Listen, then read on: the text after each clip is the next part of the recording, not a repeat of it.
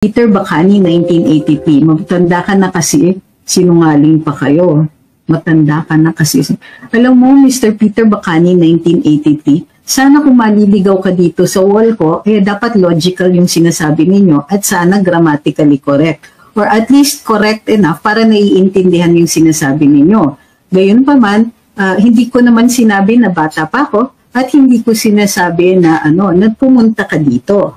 Bukod pa dyan, wala naman po kayong sinasabi kung saan ang kasinungalingan na sinasabi ko. So ang inaanyaya ko sa inyo, sa susunod, wag po kayong magsa-soundbite lang. Mag-explain kayo ng posisyon ninyo. Pero kung hindi po ninyo kaya, gawa nga ng kakulangan sa inyong edukasyon, kakulangan ng kakayahan magsalita at magpahayag, kung maaari, umuwi na lang po kayo kasi usapang matalino na lang po yung nandito o usapan ng mga competent na makaintindi.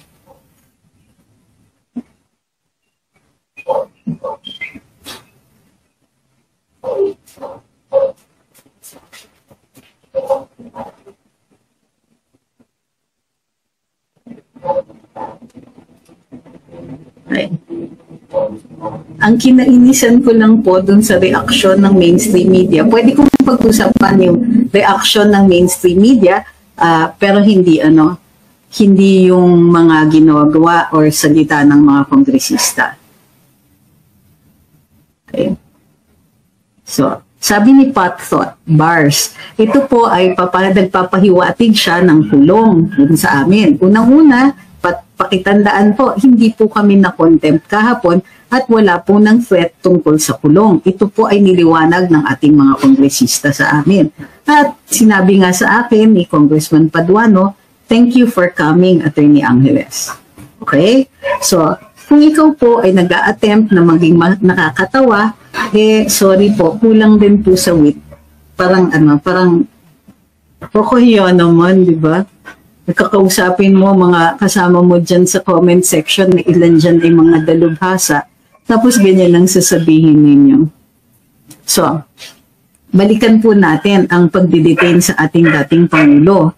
So, tulad nga na nangyari doon sa Senate hearing. So, doon sa Senate hearing na itinawag ni Senator Amy Marcos, medyo maraming pasabog ang nangyari. Nakakatuwa din naman. Okay, sabi ni Suki Desu, paid by China, taksil. Talaga? Patunayan mo yan. So, unang-una, kung malakas ang loob mo mga akusa ng ganyan, tandaan po ninyo ang definition ng libel. Ang libel po is a malicious imputation of a crime, vice, or defect. So, maliwanag na pasok dyan. Lalong-lalo na kung ikaw ay nag-a-attempt na manira ng reputasyon. So, ito nga po ang mismo ang hinahabol ng mga kongresista at siguradong-sigurado ako kakampihan nila ako kung sakasakali dahil ito nga yung ayaw nila. So, Suki Desu, kung ikaw po ay kaya mong panindigan yung iyong sinasabi, ilabas mo yung mukha mo, ilabas mo yung location mo. Nang sa gayon, yung pwedeng makasuhan ka namin at doon ka sa hukuman magpaliwanag kung anong ibig sabihin mo ng paid by China at taksil.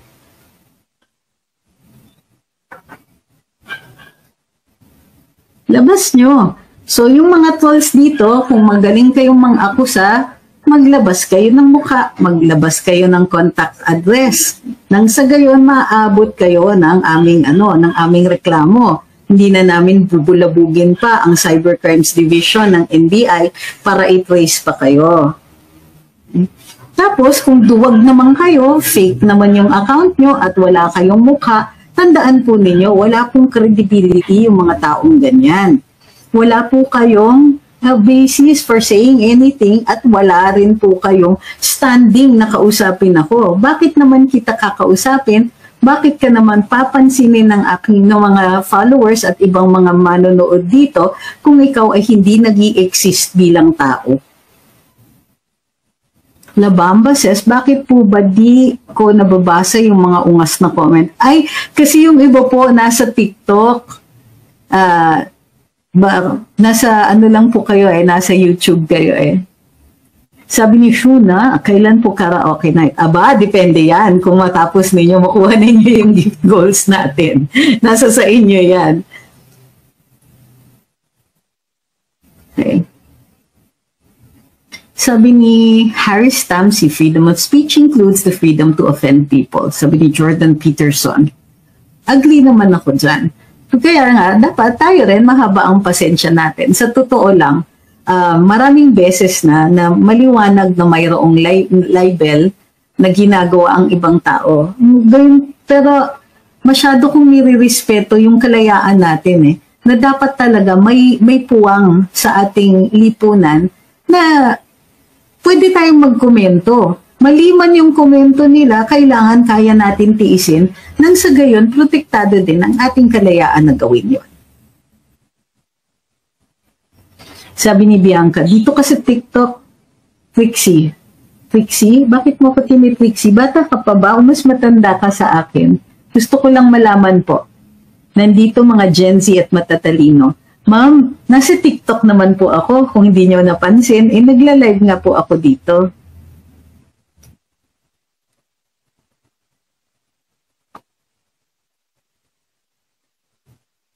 So, lumabas nga po doon sa pagdidinig sa Senado na unang-una mismong gobyerno natin ang humingi ng warrant doon sa ICC. At maliwanag din na walang red notice. At maliwanag din na ang pag-turnover ni General Torres, ating dating Pangulo, ay hindi po ginawa ng naaayon sa ating batas. Ayon dun sa mga dalubhasa na nagsalita doon. Partikular na si Atty. Medina. At sang-ayon din po kami kasi dito sa sinabi niya, matagal na po namin sinasabi na kailangan po ang obserbasyon ng due process. So kahit po gamitin ang RA 9851 o ang Article 59 ng Rome Statute, kailangan pong obserbahan ang mga requirements ng ating saligang batas tungkol doon sa due process. So ano yung due process na required dito? Unuhan na ay pagpupunta, thank you, ang pagpupunta sa pagdadala sa isang akusado sa hukuman. Kapag ikaw po ay made-deprive ng iyong karapatan, ito po, di ba, no person shall be deprived of life, liberty, or property without due process of law, sabi ng ating saligang batas. Ang due process, lalong-lalo na kapag ang pinag-uusapan dito ay ang iyong mga basic na kalayaan, liberty, hukuman po ang tungo.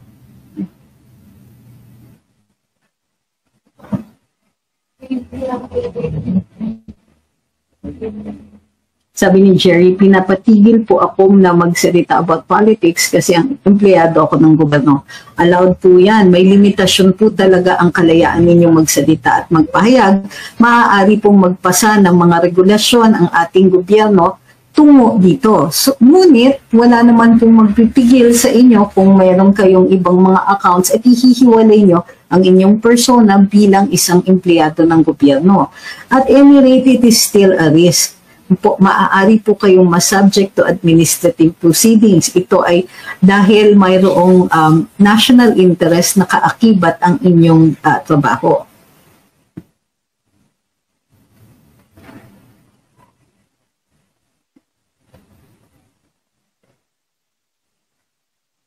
Sabi ni Jessie C, may 29 per kilo lang na rice pero pinapapirma muna bago makabili.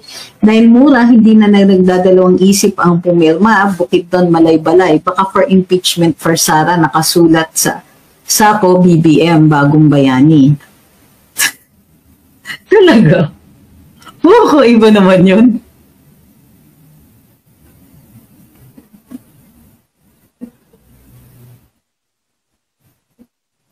Sabi ni Stan, Busan City, South Korea, may pagtitipon para sa pagsuporta po kay PRD, permit secured, taliwas sa anunsyo ng embahada na bawal daw para sa mga foreigners na mag-rally. Magkano kaya natanggap ng embassy? Bawal ang foreigners na mag-rally. Well, may mga bansa talaga na may batas na ganyan. Tayo sa Pilipinas, meron din pong ganyan.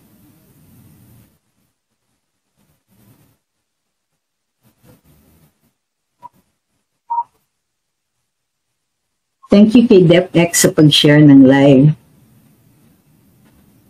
Sabi ni Heartbreaker, kailangan na po ba kaming kabahan bago mag-criticize?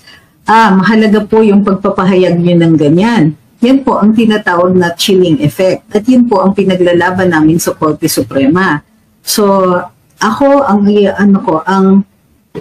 abiso ko dyan ay huwag po matatakot kailanman dahil hindi po talaga hangad ng ating Korte Suprema na limitahan ang ating karapatan magsalita at magpahayag. Gusto lang nilang iayon doon sa mga existing na batas. Ano po ba yung mga limitasyon sa freedom of speech? Lahat po ng mga so-called limitations ay nakasaad po sa batas. Pero mas maliwanag po kung ang sasabihin na lang natin ay mayroong speech na protected at mayroong speech na hindi protected. Kasi yung totoo niyan, para maging ayon sa saligang batas, sinasabi no law shall be passed abridging the freedom of speech. Ang daming nagsasabi pero may limits ang freedom of speech. Hindi po. Actually, ang freedom of speech malawak. Pero malawak siya only for protected speech. At ang protected speech ay yung mga hindi huhulog doon sa mga batas na kriminal o ibang klaseng mga batas katulad o mga rules tulad nung dito mga rules sa ating gobyerno tungkol sa pagsasalita at pagpapahayag. So, kailangan ko pa bang i-enumerate, Fides? Kasi grabe ka mag-flood eh. Thank you kay Alex Celestial. Sabi niya, may token of gratitude for your exemplary and brilliant stand. During the TRICOM hearing, our country needs more of your kind. Salamat po. But I don't really think, hindi po masyadong marami akong nasabi. Sabi ni, experience over passions. Is this how it really works? Naku, kung babasahin ko, ako po ay, mapapatawag ng Kongreso dahil nga binalaan, tama ba yun? Kami na huwag magsasalita o magkokomento tungkol dun sa proceedings at saka dun sa mga ginawa o sinabi ng ating mga kongresista hanggang matapos po ang pagdidinig. Sabi ni Felix, good day, silent viewer niyo ako at gusto ko talaga kayo, very intelligent. Tanong ko lang, sana may pananagutan ng mga PNP sa ginawa nilang pagpadala kay FPRD sa ICC. Tingin ko, kapag nalitaw na natin lahat ng mga facts dito, maaari na po silang makasuhan.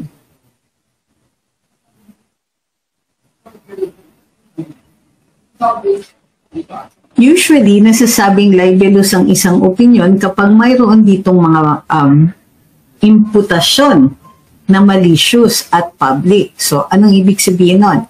Anong malicious kapag may reckless disregard for the truth? Alam mo nang hindi totoo yung sinasabi mo, pero sinasabi mo pa rin para masiraan yung tao. Okay.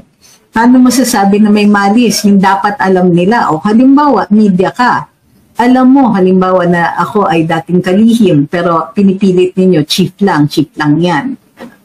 Maaari na mayroong imputasyon doon, hindi lang maliwanag. Pero kung out and out, tatawagin nila ako, fake news peddler. Ayan. Ito ay posibleng defect sa ilalim ng batas ng libel.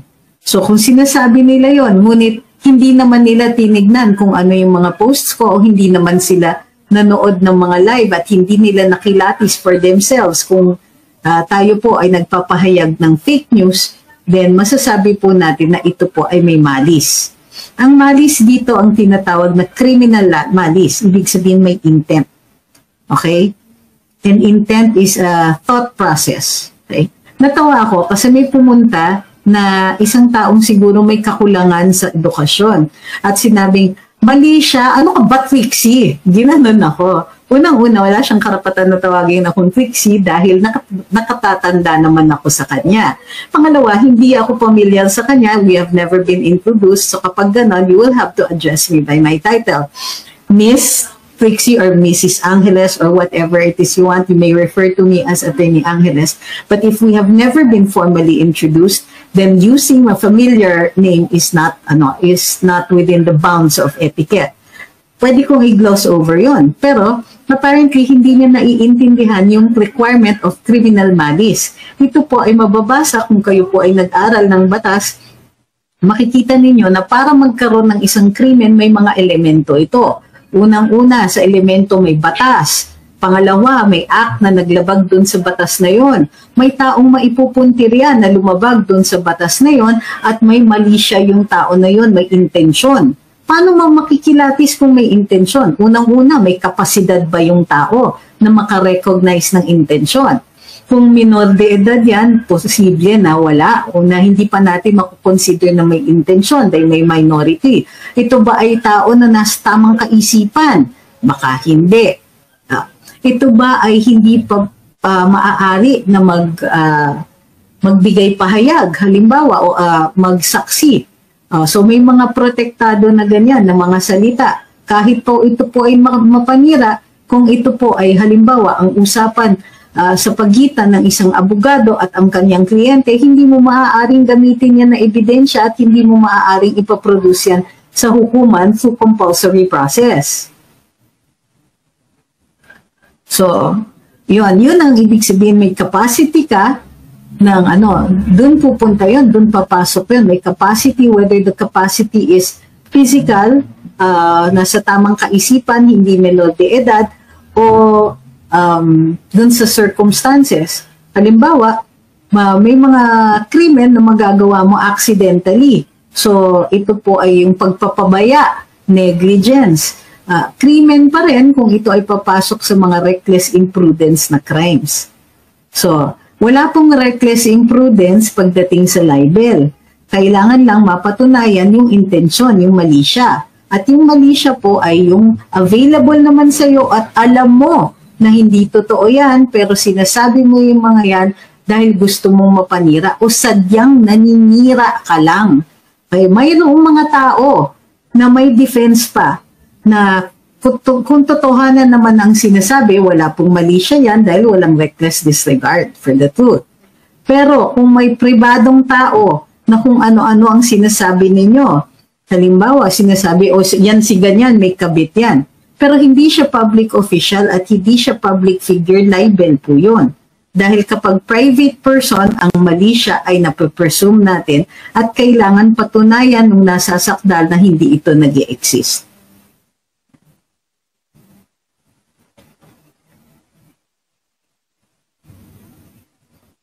Sabi ni Brian, where did Secretary Remulla lie? Sa interview or sa hearing? Because he was asked sa hearing about sa plano, he said wala daw, but in the interview he said yes from the very beginning. Aba, siya dapat ang sumagot doon. At siya po yung nakakaalam.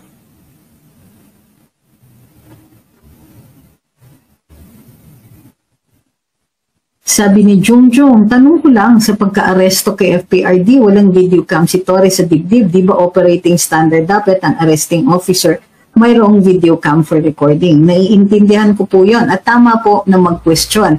Posibleng hindi necessarily si General Torre mismo, ngunit yung mga kasamahan niya ay dapat meron pong body cam.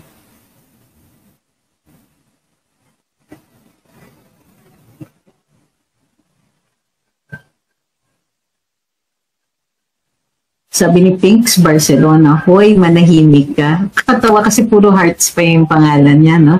Pero kung magsalita siya, hindi naman siya sweet. Meron pang pa-hoy-hoy, di ba? Hoy, manahimik ka. Hoy, I can say the same thing about you. Papasok ka dun sa live namin kung saan ang isang tao ay talagang nagsasalita, tapos sasabihin mong manahimik ka. Anong tawag po doon? Ibig sabihin, may kakulangan po kayo sa ipag-iisip o sa may kakulangan talaga po kayo sa pag-iisip dahil hindi nyo you didn't just think that through, did you? Diba? Papasok ka sa live tapos sasabihin mo manahimik yung tao. Kakaiba ka naman.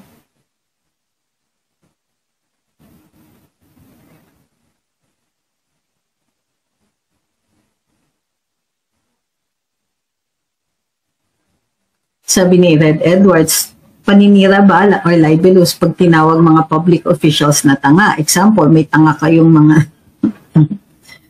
Ay nako, Well, depende yan, di ba? Kung may pruweba ka, halimbawa, hindi sila nag-aaral o meron silang pinag-uusapan na taliwas sa katotohanan o taliwas doon sa pag-aaral ng mga dalubhasa, ngunit pinipilit nyo pa rin ang iyong posisyon, posible po yun. Pero mataas po ang evidentiary requirements, sinasabi ng Korte Suprema, na pagdating sa mga public officials natin, mataas ang kailangan maipresenta ng mga opisyales ang ebidensya ng may mali siya. So, hindi po presumed na may malis yung sinasabi ng isang ordinaryong mamamayan laban sa isang public figure o isang public official.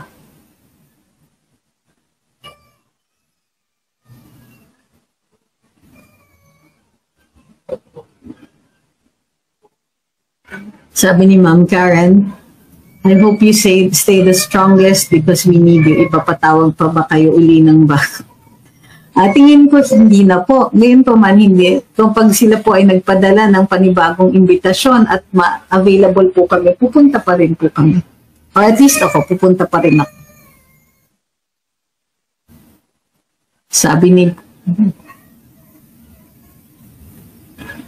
Okay, itong si Klang Bacosa, nilalagay niya po yung malisyosong pagpapahayag ng, kung hindi po ako nagkakamali, DZMM, o ito yung mga ABS-CBN related na companies or mga broadcasting entities na sinasabing inamin ni dating Presidential Communications Office Secretary na nagkaroon ng seminar sa China ang ilang Pinoy vloggers at social media influencers na karamihan ay pro-Duterte. Ay, hindi po totoo yun. 5 lang po kami at mahigit 1 dosena kami. So, hindi po marami. Number 1. Number 2, hindi po ako ever naging Presidential Communications Office Secretary. Ako po ay kalihim ng press. Press Secretary po ako at ang opisina ko ay Office of the Press Secretary created by Executive Order Number 2 issued in June 30, 2022. So, at syempre ang paglalagay nitong si Miss Klang sa ating comment section ay may mali siya. Dahil kanina ko pa po sinasabi na hindi ito totoo. At yung paggamit ng salitang inamin ay hindi rin po totoo. Ako ay tinanong ng isang kongresista at sinagot po ang kanyang katanungan. Never po tinago at ang word na inamin implies na mayroon pagtatago. Noon po kami nasa China ay nag-post po kami tungkol doon sa trip namin. Kung makikita niyo pa rin po ang mga videos doon sa TikTok namin, mas madali po kasing mahanap doon. Pero andun din po sa personal account ko sa Facebook. Okay? So, ikaw po ay malisyosa at hindi po dapat kayo inaalaw sa aming newsfeed, Miss Klang.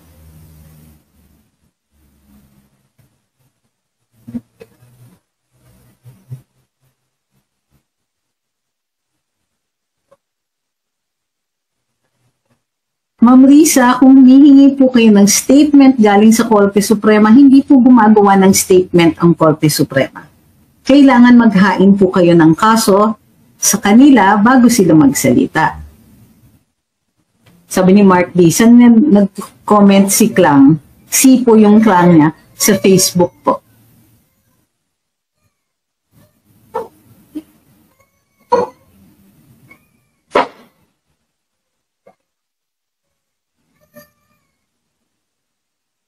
Paano po yung mga marites kasama din po ba yun sa fake news? So ba, titingnan nga po natin kasi hindi pa po tapos yung pagdidinig. Kailangan mangolekta muna sila ng mga facts. So katulad ng ano ba yung magiging working definition, kailangan din po nilang i-take into consideration yung ibang mga pahayag ng mga dalubhasa na tinawag nila.